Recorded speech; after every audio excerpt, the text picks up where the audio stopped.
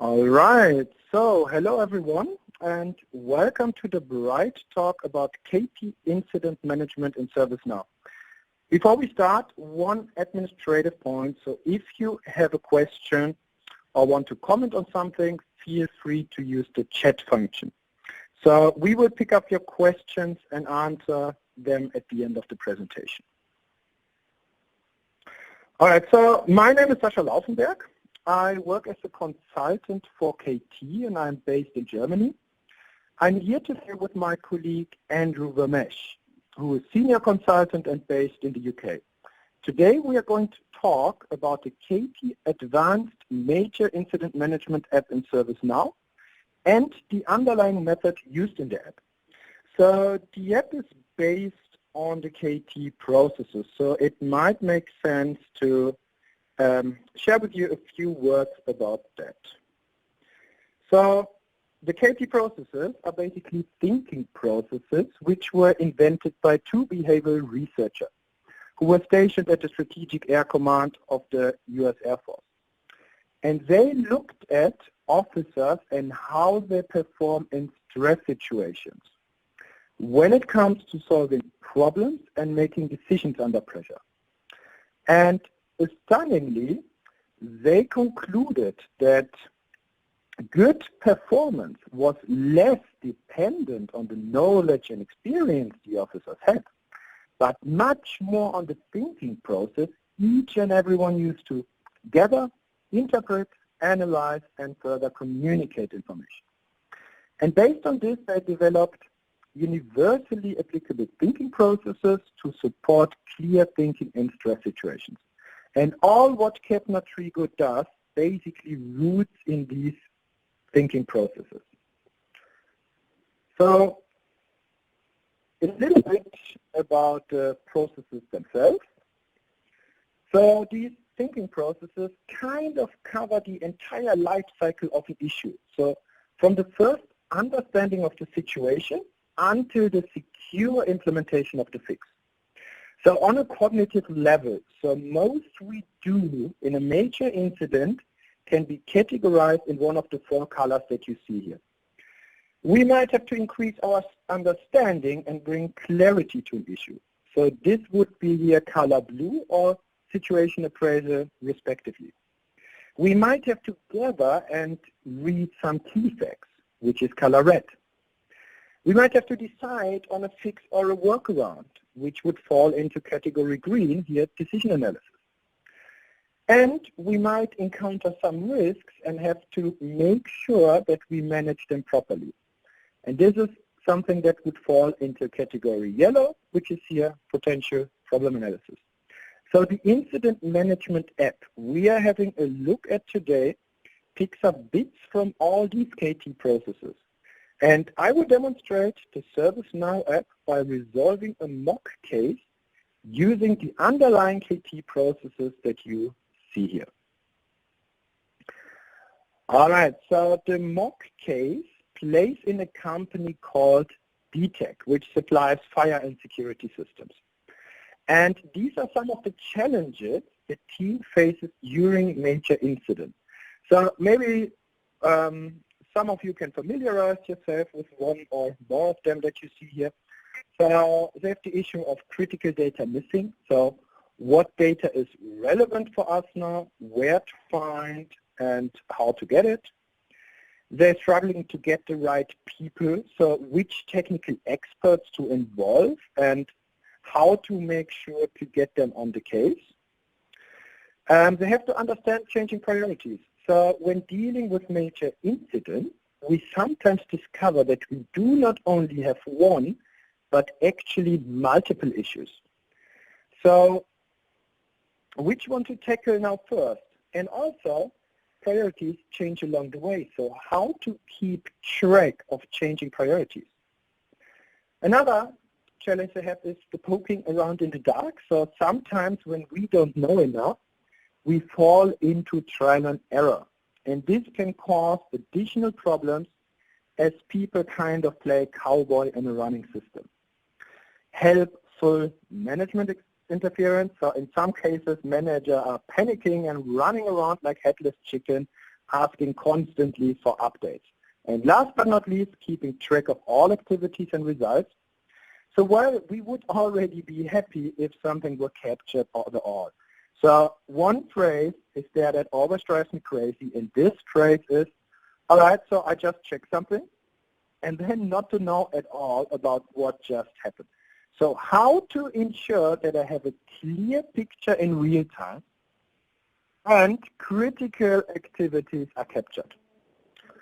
All right, so in order to tackle these challenges, the team decided to learn the KT major incident approach and to combine it with unlocking the app in ServiceNow.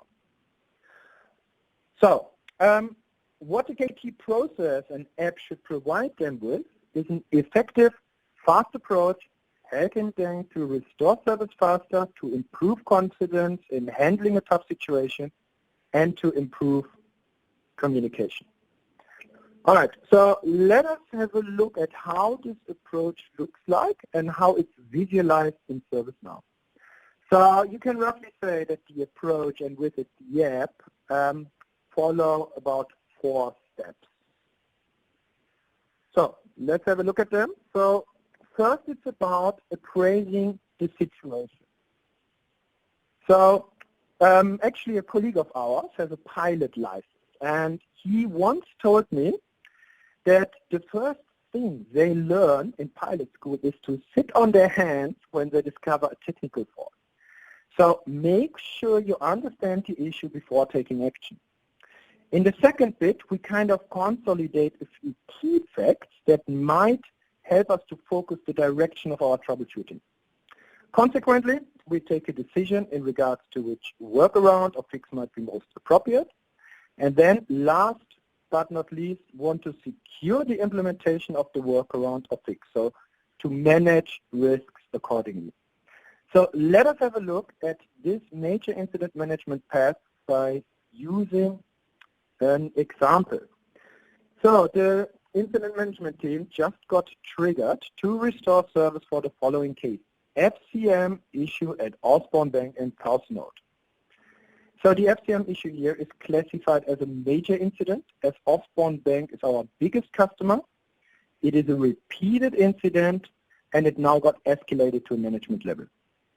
If you want to get a bit of background info on the case, you can kind of find a small summary of it in the attachment section.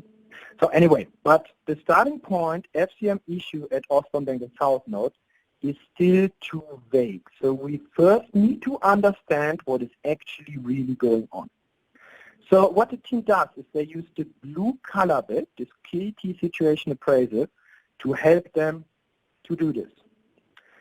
So by doing this, they discovered this issue has actually 2 sub-issues.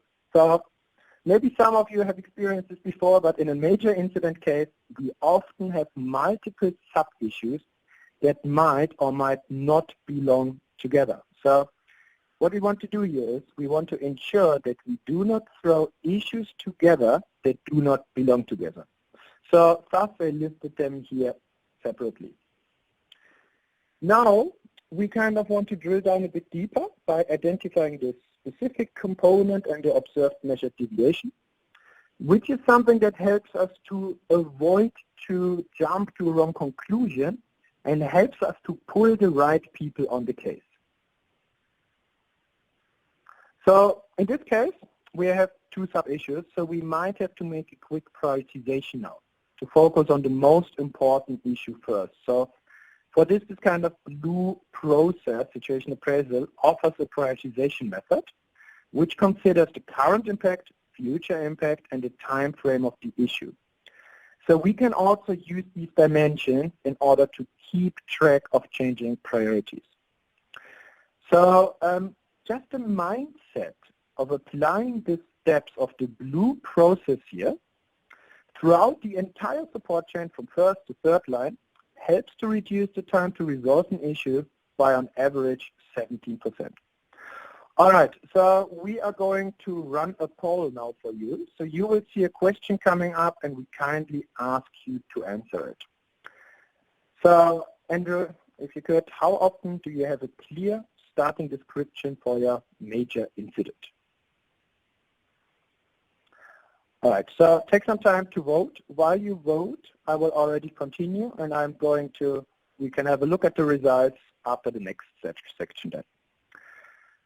So once we understand the issue, there might already be a lot of potential solutions in the room. So what we want to do now is we want to get them out of the heads of the technical resources and to capture them. So in this case, we captured 4 potential solutions. So once we have got them out of the head of the technical resources, we are not getting off to test them all physically, but what we want to do first is to just bring them in a reasonable order in regards to which solution would be the most promising. So how does this work? We do this via gathering a few key facts, which is something I'll show you in a minute. Before, I will also have a quick look at the poll that we see here. So see how often we have a clear starting description for investigation, sometimes 57%, mostly 30, and early 11. All right, great. So one key challenge in technical troubleshooting is always to know what data is relevant for your issue and to derive at the right conclusions from it. So here we now want to find the most essential relevant data which should help us to drill down fast to the point where we can, with confidence, decide on a workaround. So the key here is that on the one hand, we gather data about what the problem is, so-called is data. So we ask, for instance, hey, what specific component is affected? Here in this case, it's floor control module FCM 001. So, but on the other hand, we also collect data about what is actually still working. So what could have the problem but has not, which is so-called is not data. So we basically get a comparison data. For instance, we know that FCM 10, 11, 20, and 21 do not show this issue. So the question is now, why do we want to know what is actually not a problem? So just give you another example. Imagine you sit down and switch on the TV. First channel, the image is blurry. So most of us will intuitively switch to a different channel. Why? What do you think? Just to see intuitively if the blurry image is only on the first channel or also on the second one. So intuitively, we collected something that is then called is not data. So to know what is still working helps to evaluate ideas, possible causes that you have in mind. So if the second channel is actually fine, it is more likely that you have an issue with the channel itself rather than with the TV. That's the conclusion that most of us would derive at. So just think about how often in your work life you have accessed this type of information without consciously making it visible and putting it in a certain structure. And that's what we do here. And experience and data has shown us that effective problem solvers take as much notice of what is not affected as of what is affected. So how does this is and is not screening apply to this case? So one solution was to roll back the update. So let us say one technical resolver says, now, all right, so I will just go on and I will roll back the update from yesterday. Before he gets off, you can just quickly verify the validity of it. So simply by asking, all right, okay, let's imagine the update from yesterday were the cause for our issue here, right? Then why do we only have the issue with FCM 001 and not FCM 10, 11, 20, and 21? And then the answer might actually be, oh, well, yeah, well, you're absolutely right. The update would affect all FCM, so, oh, yeah, let's discard what I just said and maybe first focus on something else. So already one potential unnecessary action would be kind of eliminated. So let us run another poll. so how often do you measure the quality of tickets? All right, off you go, and I will come back to this again. All right, so this kind of table is something that you can use in order to steer discussions and to check the validity of ideas. One other thing you can do with it is to identify your relevant changes for this issue. So actually the fastest way to solving an issue is by identifying what you see here, a good and close pair of this comparison data, this is and is not data, then to look for differences and then to relate the changes to it. So let me demonstrate this with an example. So you could just ask the technical resolver, okay, what is actually different or special about this FCM01 compared to FCM 10, 11, 20, and 21? And then the answer might actually be, oh wow, yeah, that's a really good question. We know that FCM01 has most sensors, so it's connected to most sensors. All right, okay. What has changed around the sensors? Well, we connected more of them on the 11th of August. All right, let me do one more. You see here, you have busy hour sensor scans and yeah, the normal time.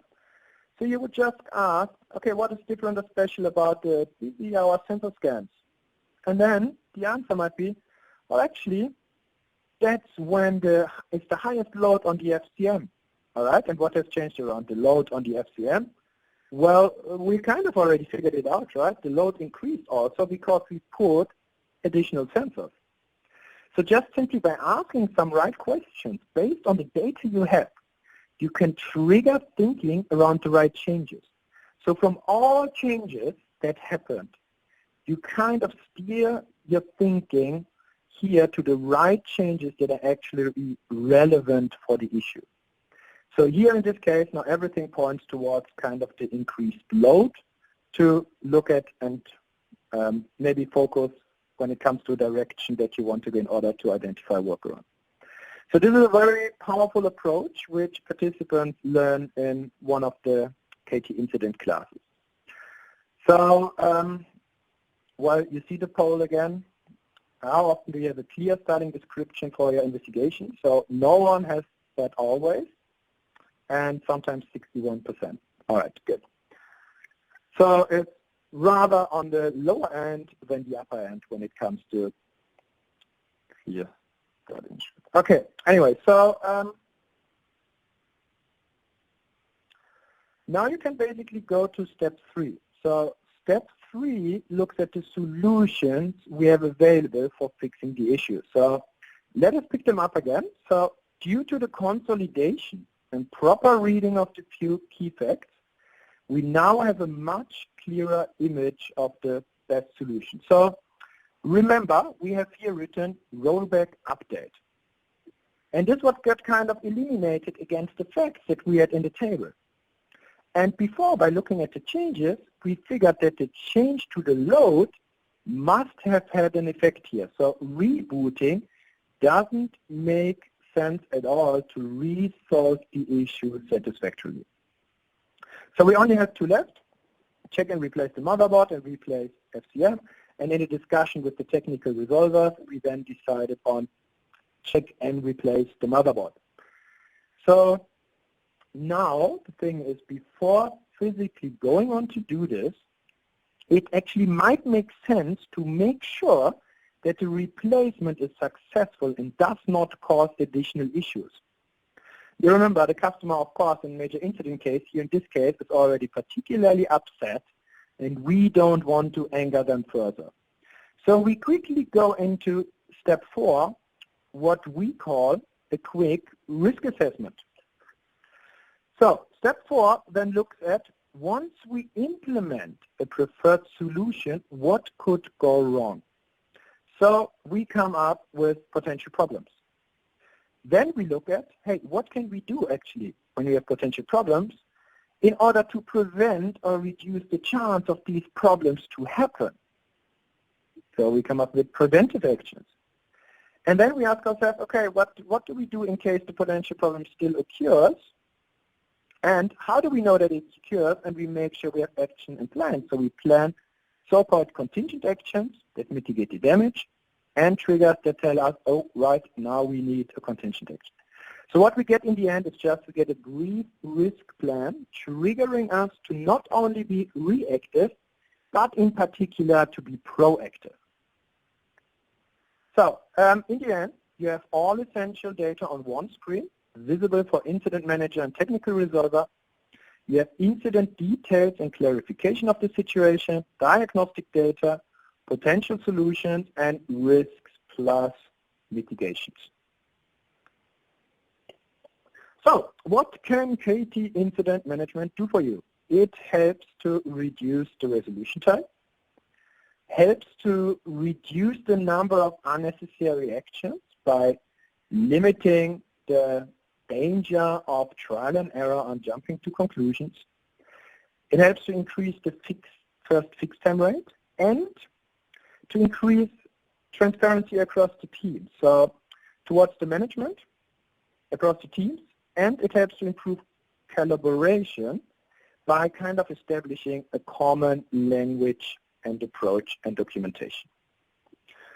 So let's go back to the challenges of the team. So they have been using KT Incident Management app and apply KT.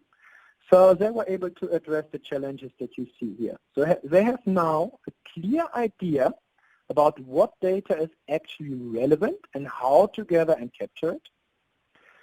Due to better understanding of the initial situation by using this blue process KT situation appraisal, they are more sure now about which teams to involve. With situation appraisals, they also learned a way of rationally prioritizing issues, and with DIApps, they can now capture changing priorities along the way. And as their technical troubleshooting is now more factually guided, and they have a clear path to follow, they reduce the number of unnecessary actions and so kind of stop poking around in the dark too much.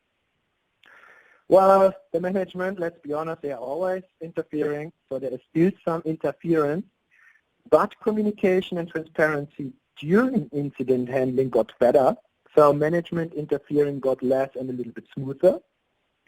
And last but not least, by unlocking the KT Major Incident Management apps there, you can even kind of say even as a side product, they massively increase the quality of documentation while reducing ticket length at the same time. So they are much more aware about activities and the results. All right, a little bit about the app itself. So the app itself can be simply downloaded from the ServiceNow App Store. So important to say here is it does not interfere with your current implementation. So it basically sits beside the ticket, and it does not interact with the ticket apart from keeping an up-to-date picture of the major incident. It's free of charge, but there is a but, you need to do some skill development.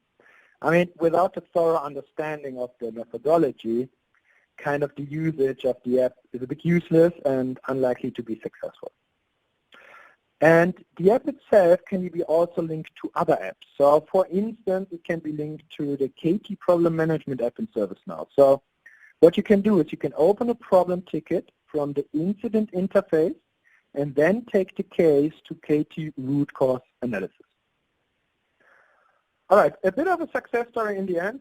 So Vodafone Germany, they applied KT Major Incident Management, and they achieved a reduction of 64% in the meantime to restore for major incidents.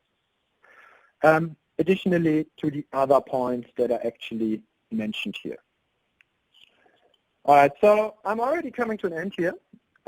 We are going to send you a follow-up mail with more info in regards to the app, how to unlock it, and KT skill development. So for everyone interested in a demo for the team, we also offer free remote demo sessions. All right, so 25 minutes into the presentation, I'm kind of done, and it's time for Q&A now. So what questions do you have? So my colleague Andrew is going to answer your question and picking them up. Andrew, can I hand over to you? Sure. I only have one question so far, which is somebody saying no pude entrar in Spanish. So I'm sorry, we can't handle that because that's a Bright Talk technical issue, but anything to do with the presentation we'll answer now. Please fire them in using the chat box.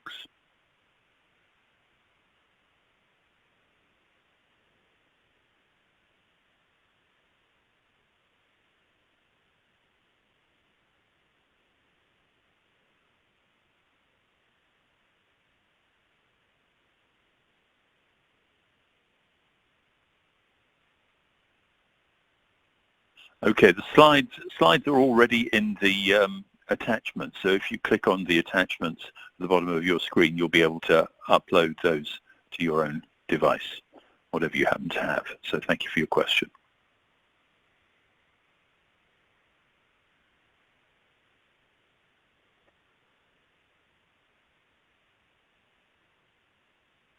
Oh, that's such a big, long question. So how do you integrate problem management to reduce your number of incidents? First of all, you have to get people to create many more problem cases.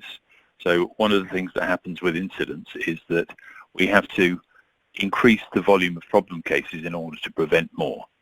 Second thing is that you need to use a structured method in order to ensure that you have indeed addressed the root cause and gone beyond addressing the root cause and fixed all of those CIs and assets which might have similar problems.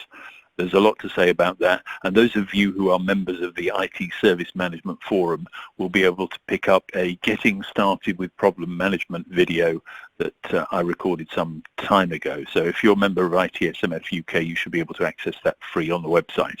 Otherwise, you should send us an email and we'll send you the link to where to find it. Okay, so currently rolling out KT Resolve and use ServiceNow. How much customization is required to install the app? None at all. So the way in which the app works is it sits as a separate space to help the engineers work through the investigation and the fixing ideas. It is attached to the root incident or problem ticket, depending on which app you have installed. And it does not interfere with the ticket at all. So your existing customizations are untouched. It does not require testing. You just press the button and start. So the next one here is problem management application also free? Yes, it is. It is absolutely free. So the approach looks useful when dealing with a major incident for a degraded service. But what about when a situation when a major incident? Look, the same requirements to gather good quality information are constant. If you have a major incident and a service is completely down, you are still going to use is and is not thinking. So if it's DC1 that's down, then it's not DC2. It will be certain components that are down and not others. You may have a service down because you are unable to, for example, reach a hypervisor, but then you may still find some virtual machines are up. So you can still use the same methods and thinking in order to handle the issue. And most importantly, make sure that the people working on it document in real time so you as a major incident manager can see it. Okay, so customization we've done. Let's have a look at, tell me more about the integration in ServiceNow for incident and problem. That's very simple. You're able to go directly from incident to problem, and the information in the incident case that Sascha showed you just now will be transported into the more deep RCA method in the problem ticket. So it's a relatively simple integration. How do you manage? Oh, that's incredible. How do you manage the involvement of resources on an incident bridge call? You should come to the ITSMF masterclass on major incidents or any KT class. No, that's not what I'm going to do. I'm not going to try and study that right now. But there is a relatively short video in how to do exactly that on the KT website. And if you email us, Sascha or me, Laufenberg at Kepner-Tregoe.com, and you'll find our email addresses on the end of this presentation. If you download it, then you can send me a note and I will send you a link to that video. That's the easiest way to do it. To answer your question quickly, we should always have a visible screen, whether it's the ServiceNow template or whether it's some other template of your choosing inside Teams or OneNote, that's fine. But we need to make sure that we keep our information visible real time. So moving on, we've got a couple more. Dependencies on other, no, there are not plugin dependencies at all, but if you are earlier than Madrid, you won't be able to do this at all. But I don't think there'll be many of you with older versions than that. ServiceNow would have sold you a new version. So no dependencies on other plugins. Have we experienced tools on AI to measure the quality of your incident tickets? Short answer is yes. Essentially what you need to do is to investigate text analysis for incident tickets. So for example, if you want to measure the quality, you will find that certain words are associated with poor incident handling. And interestingly enough, the more times you find the word issue or problem in your ticket, the worse it gets. So count those in real time and get a warning trigger that your incident tickets are about to go very bad indeed. And they keep on coming. Good job with the presentation, Sascha. That's not a question, that's just an answer. Well done, Sascha. How do you properly implement the communication piece for all agencies involved in incident management? Now that's a horrible, horrible question. Now let's assume that you have a complex hybrid environment so that you have your own internal service desk, you have your own SMEs, some parts are outsourced, you have an estate of 60 or 70 different vendors for different things, and you need to get them all involved. Well, if they're not going to all be on the platform, the same platform for handling incidents, you won't have very much use out of a plugin for ServiceNow, because they're not on ServiceNow anyway. But if they are, then do it all in the ticket. If they're not, you're going to have to pull them all into a Teams call or a Zoom call or something and make sure that you have real-time sharing data.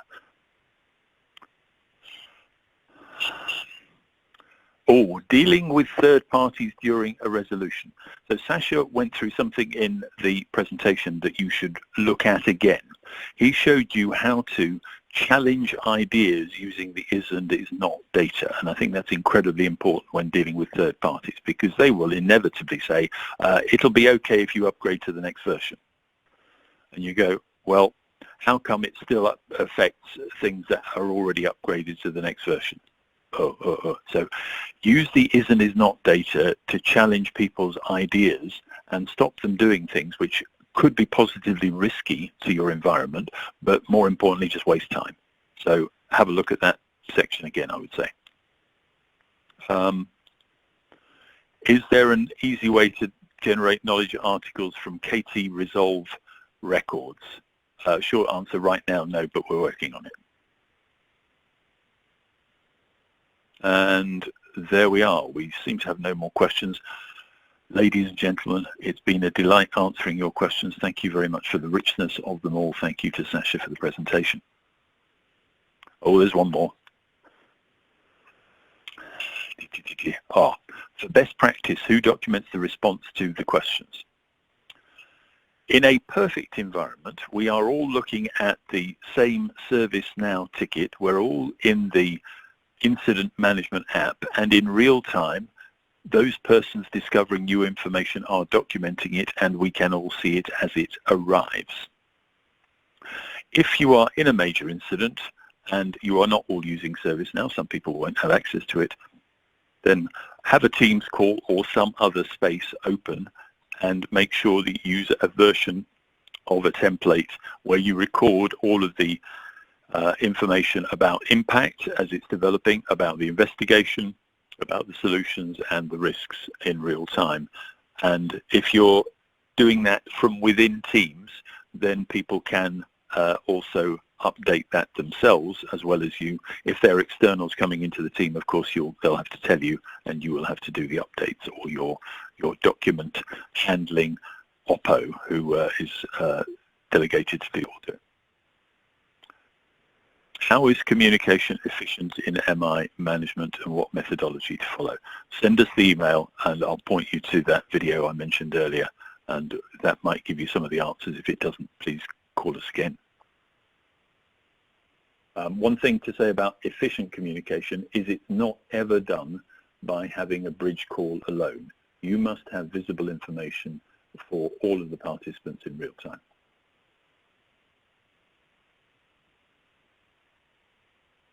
And we are now at the end of the questions for the second time. Thank you very much, Sascha. All right. Thank you, everyone. So thanks for attending. And Andrew already pointed you to it, so you can find some downloads such as the slide deck, success stories, and the kind of attachment part of the Dry Talk. And as mentioned, we are also going to send you all a follow-up mail with contact details. So get in touch if you have more questions or if you want to discuss something. So I wish you all a great remaining day. Enjoy the great weather, at least in most regions, and bye-bye.